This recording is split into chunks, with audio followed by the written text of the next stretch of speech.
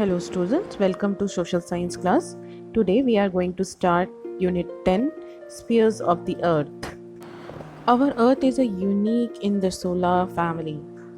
Earth is the only planet which has got favorable temperature, water and life, which is valuable gift to the earth. There is still no evidence that the water and the oxygen are available in the sufficient amount on the other planets. Ordinarily, we know that the Earth was just a fireball at the time of its origin. This fireball cools down slowly, it later transforms into many matters respectively, like liquid and solid.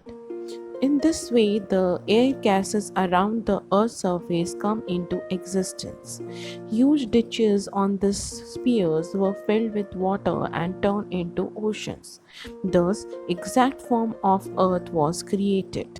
Spheres of the Earth. There are the four main spheres of the Earth: lithosphere, hydrosphere, atmosphere, and biosphere. Lithosphere. Upper layer of the earth's surface is generally made up of the soil and the solid material. Lithos means soil, that is why upper layer of the earth is known as lithosphere. As this layer is also made up of the rock and the solid materials, it is known as the rock spheres or a solid sphere.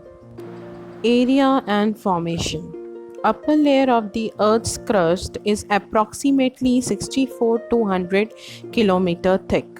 The light materials like aluminium and silica are mainly found in that. This layer is a thin in the deep sea. Lithosphere occupied about 29% of the Earth's surface. Mountain, plateau, and plain, etc., are there on this part of the land. As we go into the deep of the lithosphere, the temperature increases gradually. On moving towards the depth, generally the per kilometer 30 degrees Celsius temperature increases. Internal rocks are melted due to the intensive heat and turn into semi-liquid form. This molten liquid is called magma. It consists of various gases. Here, the high temperature of the upper rock is observed. Thus, the balance is maintained between two opposite forces like pressure and heat. That is why the earth crust does not burst. Lithosphere has close relationship with biosphere and vegetation. Our home, water, farming, industry, and all are closely associated with lithosphere.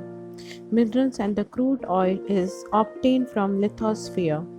Various crops are obtained through farming.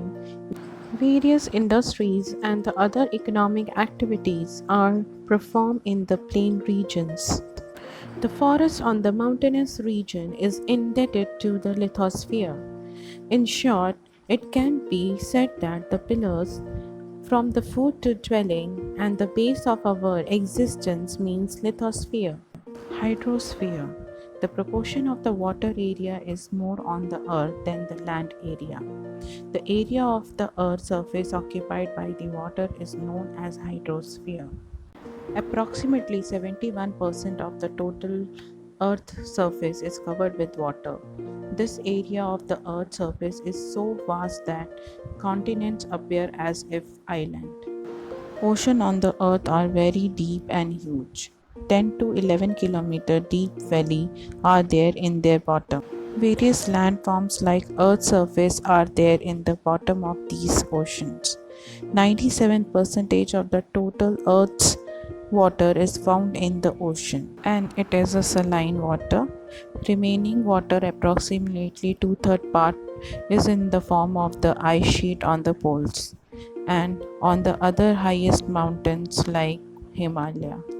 The water which is lying under the earth crust flows in the form of lake and the rivers in very less in the proportion.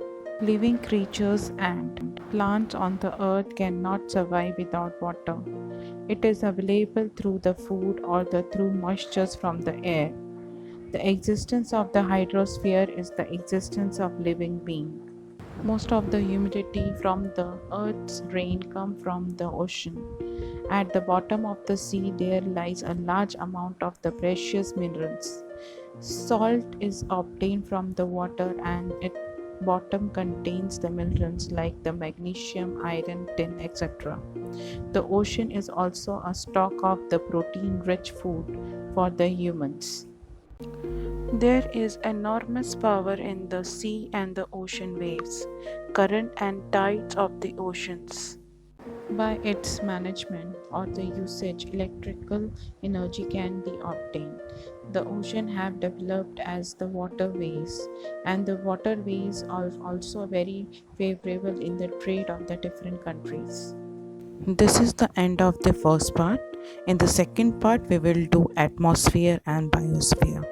Thank you.